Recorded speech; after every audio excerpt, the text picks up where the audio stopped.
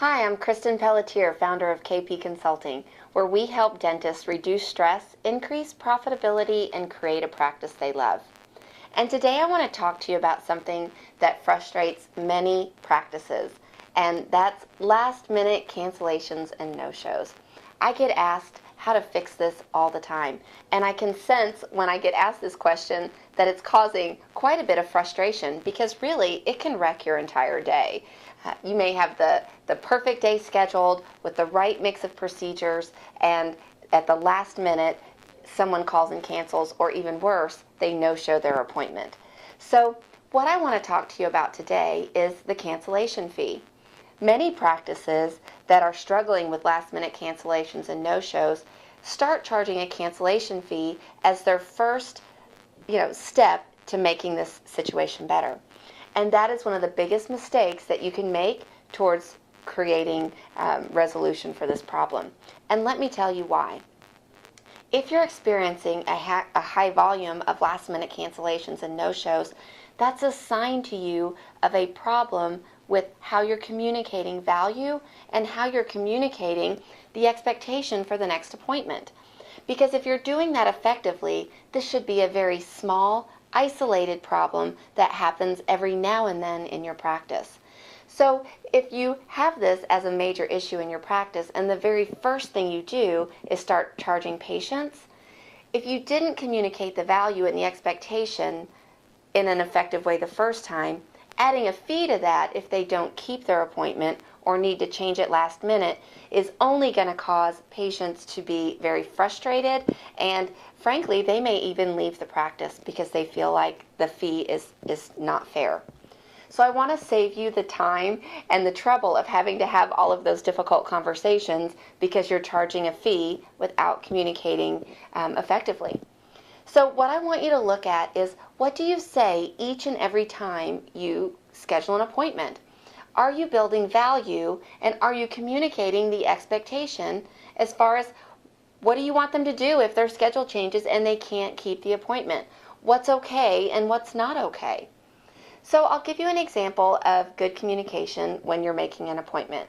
It could be just as simple as saying, Mr. Patient, I'm reserving an hour on my schedule for you next week, and because we are reserving this time just for you, if something changes on your schedule, we ask that you give us a minimum of 24 hours notice if you need to make a change.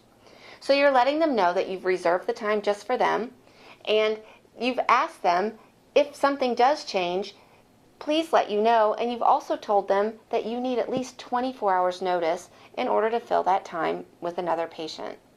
Another example of that could be on a more advanced procedure, one that takes longer than an hour, is you could let the patient know, we've reserved our entire morning for you, and should you need to make a change, doctor asks that you give him at least 48 hours notice. You could even say a week. Whatever the expectation is, just make sure you communicate it with the patient and make sure that you do it in a way that they understand. Patients don't want to break the rules, so let them know what the rules are, what's the expectation. This communication improvement alone will decrease the level of last-minute cancellations and no-shows that you have on your schedule. The other thing I want you to take into consideration is, do you value your patient's time? Because it's really not fair to ask your patients to value your time and you're not valuing their time in return. So be very careful about when and how often you move a patient's appointment. Let's say you want to rearrange your schedule to make room for golf tomorrow afternoon. Don't call all of your patients and say, doctor has something that's come up, we need to move your appointment. Or, we have a sick team member and we need to reschedule. Now, every now and then is understandable. Just like if they miss an appointment with us every now and then, we can understand that too.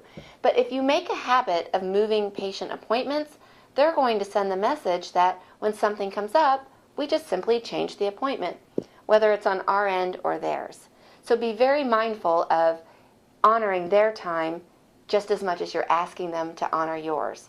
So put these strategies in place first, and you're going to reduce the number of last-minute cancellations and no-shows. And then for the patients that like to break the rules, you can add the cancellation policy as the final element to this system. I hope this tip was helpful, and if you'd like more practice management tips, visit my website, KristinPelletier.com, where you can also download my free Practice Profitability Kit. Thanks, and I'll see you next time.